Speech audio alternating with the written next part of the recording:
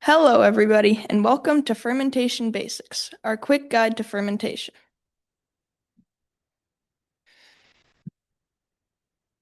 Fermentation is an ancient food preservation technique, and it's been used for over 9,000 years. It transforms ingredients because microorganisms, through the use of microorganisms. It's recently surged in popularity because it enhances the flavor, it extends the shelf life, and it also promotes your gut health and your overall wellness. There's many examples of fermented foods like with yogurt, sauerkraut, kombucha, kefir, and sourdough. So yogurt is fermented milk. Sauerkraut is shredded cabbage that's been fermented. Kombucha is fermented tea, and kefir is another way to ferment milk. Sourdough also uses fermentation in a little bit different way because it uses fermentation to get a starter, and then it uses the starter to make your bread rise. So today you've got four main sections. So why we're fermenting. I have a question first. What is kombucha? It's fermented tea. Have you guys ever made it? Yes. How do you do that?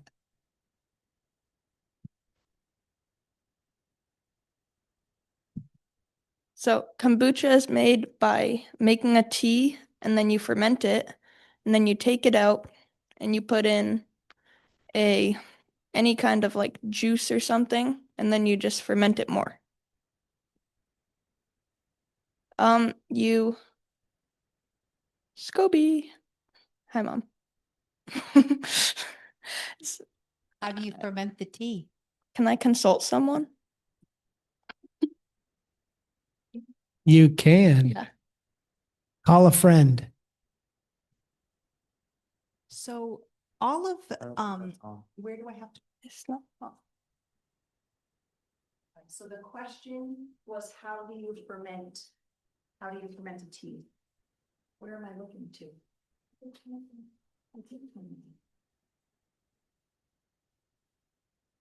So the question was, how do you ferment the tea? And so with all of these things, you need you need to get the good bacteria flowing in the item. So for fermented tea, you need to have what's called a SCOBY to start the fermentation process. So what I believe the boys are going to show you today and Marie's going to show you today is fermenting vegetables.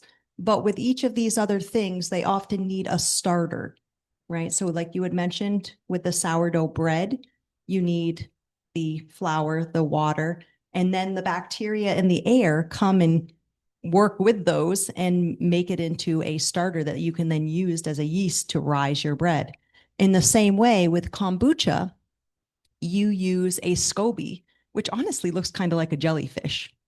Yeah, it's not, but it's living It's back. just slime. It looks like slime. And you have to understand that the process is really good for you because all of that stuff is alive in our gut, right? In our living in our belly, right? In our tummy. And the good bacteria, which our body has all over us and all through us, is fighting the good against the bad.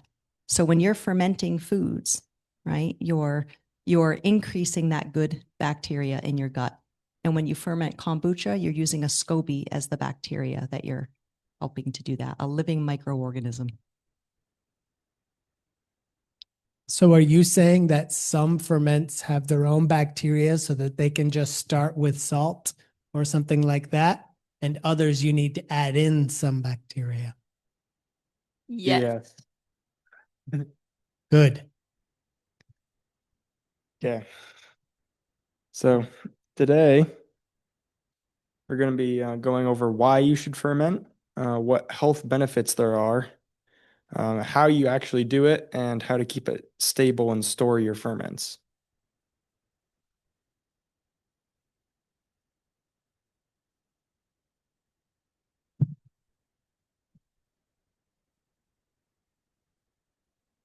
Preserved food creates acidic, or alcoholic environments to prevent spoilage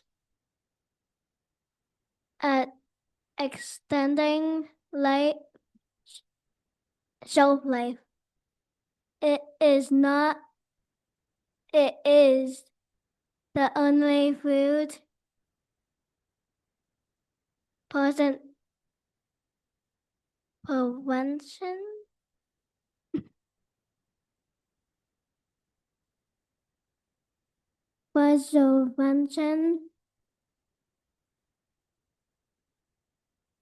preservation method that adds nutrients to the food.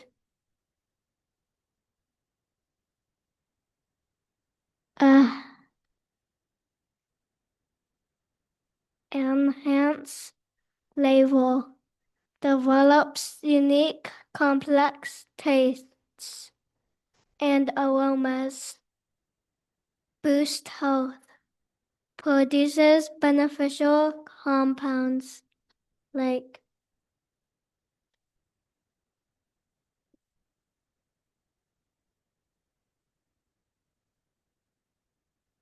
probiotics, vitamins, and antioxidants. Improved texture, adds distinctive features, texture, textures, such as the fizz and kombucha or the airy rice and bread.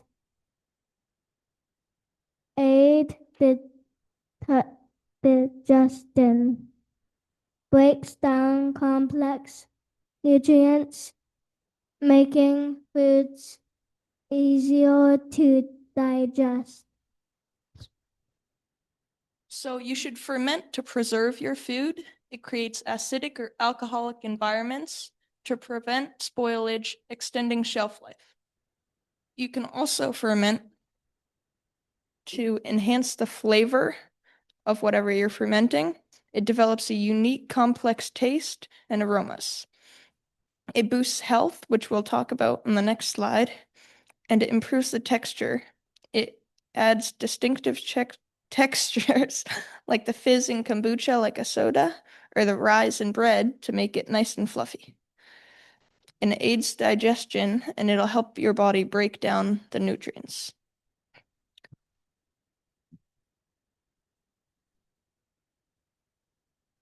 So some of the health benefits of fermenting are probiotics.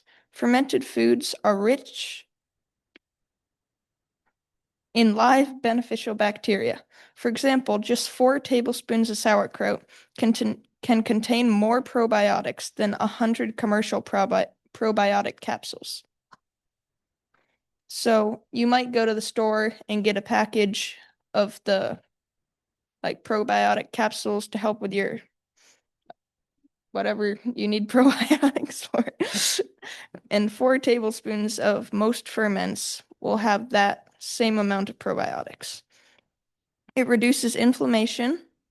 A healthy gut microbiome from fermented foods may lower inflammation, potentially reducing the risk of chronic conditions like heart disease or diabetes.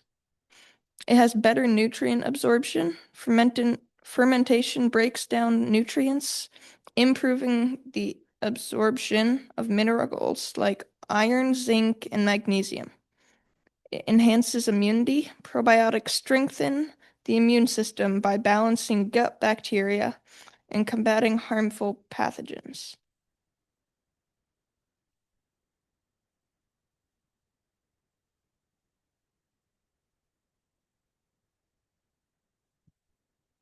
So now we're going to go over there and show you how.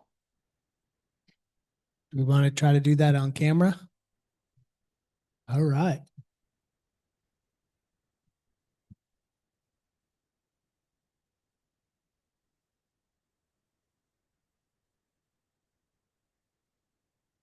Like a live cooking show. We didn't know that was going to happen.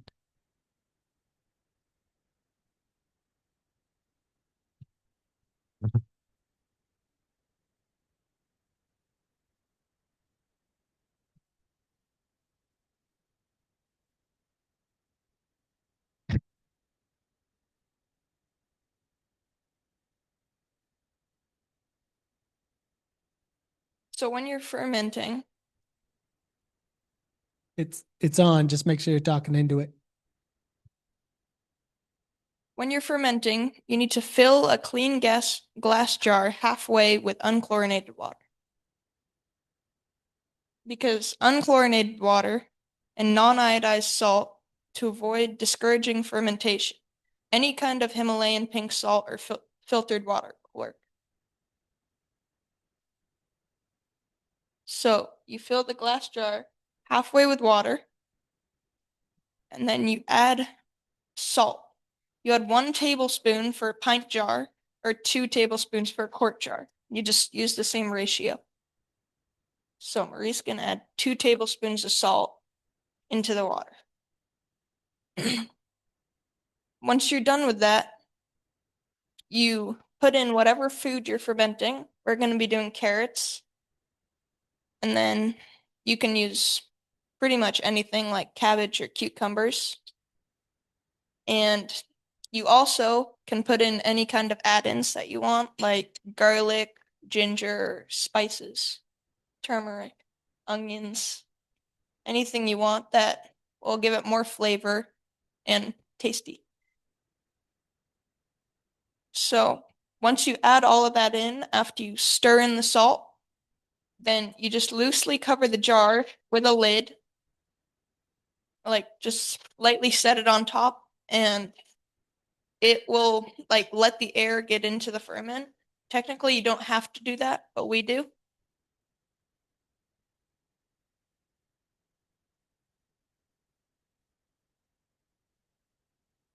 Is it okay if the food sticks up above the water? No, if the food sticks up above the water, then it will get mold. And because the food is like touching the air, but if it's under the water, the salt will keep the mold from coming.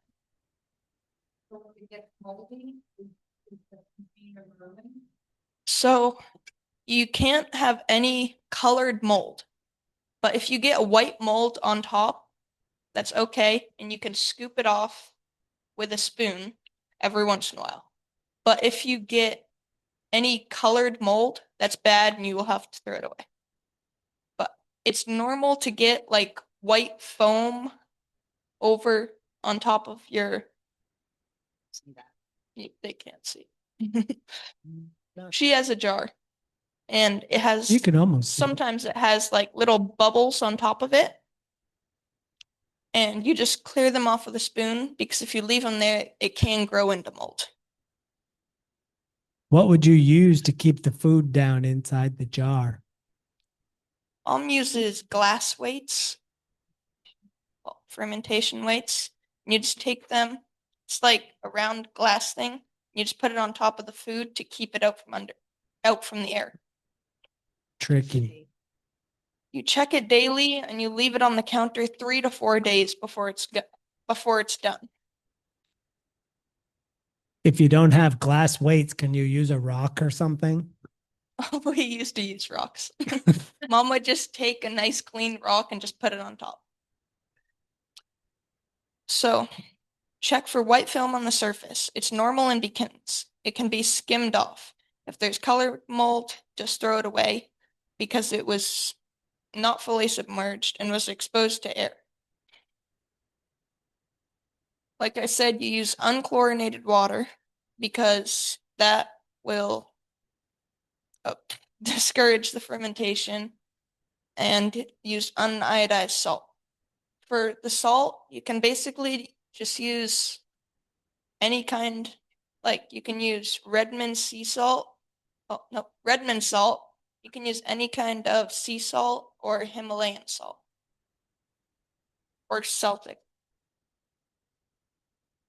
The red sea salt that I like in Walmart says regular sea salt, nothing else, then I can use that. Any kind that doesn't have iodine in it will be fine. Because iodine is a chemical and it just destroys all the bacteria. Well, this one is Redmond salt, so it's in a mine in Idaho, and it's basically the only kind you can find that's just normal salt, that unrefined.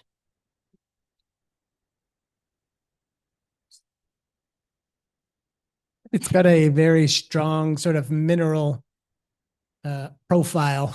So it's sort of has been famous for a while because of the different vitamins and minerals that are included in it. All right. We're going to pause our presentation for a sec and get set up front again.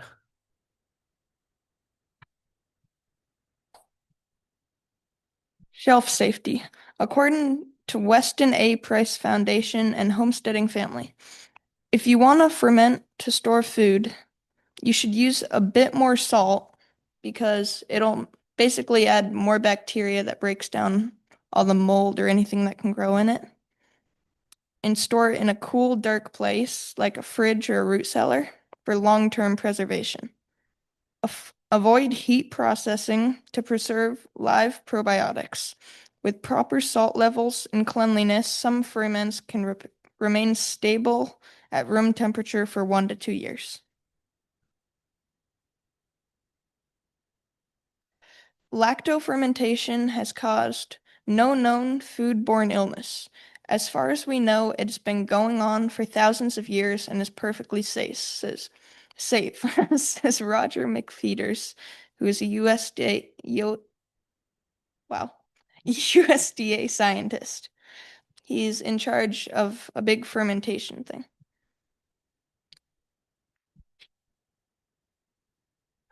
Fermentation thing. What?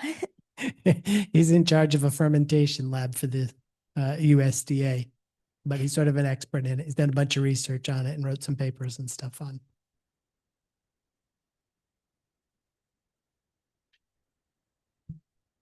If you want any handouts, Mom has handouts. You can just ask her. People jog for gut health, but I eat old cabbage.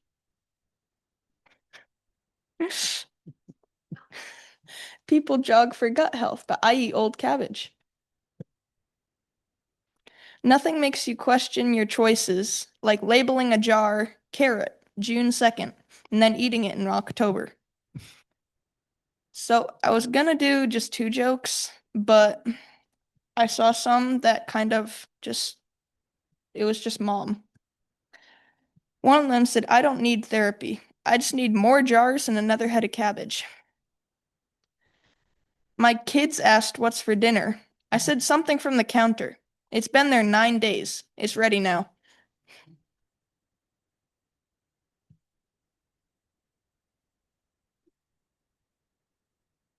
Excellent work. So the short summary of this is that instead of cooking food, which can like take vitamins out of food, you can actually ferment it and add probiotics and keep all the vitamins that are in the food and store it, and it's tasty.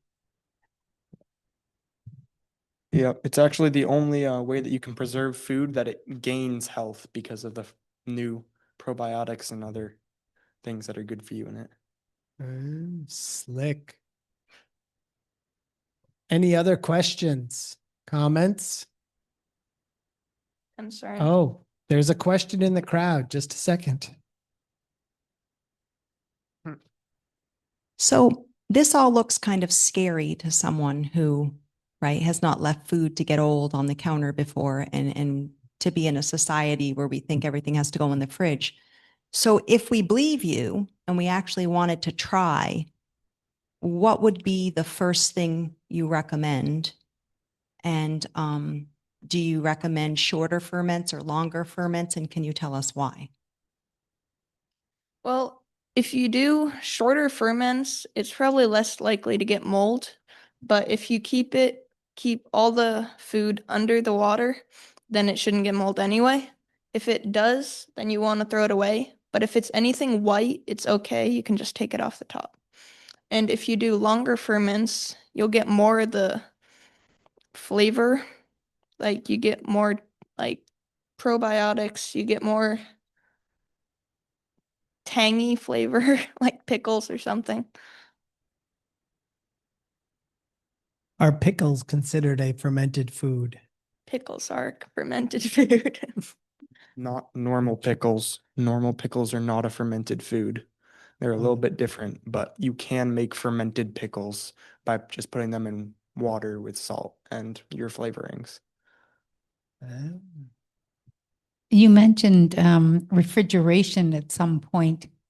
So is that after it's fermented on the counter for a while and then you can put You it in there? don't need to refrigerate at any time, but if you don't have like a cool place where you want to put them, if you're keeping them a long time, then you can put them in the fridge. But if you have like a nice cool place like your basement, then you can do that. And also, when you're keeping them long term, you need to put on the lid all the way. You can't just let more air get in, or if you're putting it in the fridge. So when do you know when to put the lid on? Um, Basically, you can ferment it on your counter with the lid off for as long as you want. But if you're like, it just gets more tangy as you go on. And when you make it to a nice spot that you like, you can just put the lid on and then put it in the fridge or like in your basement or something. Ah, that's what it is. So when the flavor is at peak part that you like, then you can cover it and put it in the refrigerator. Yeah. And it stops the fermenting from continuing to get stronger. Well, it does, but it's just slower. So you can keep it for a long time. Okay. We've had some kombucha that we've left for an extra few weeks and it never goes bad, but it'll kind of burn your face off.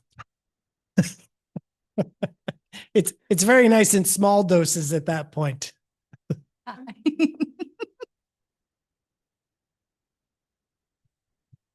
Any other questions from the crowd? Very nice work. You can now take a bow.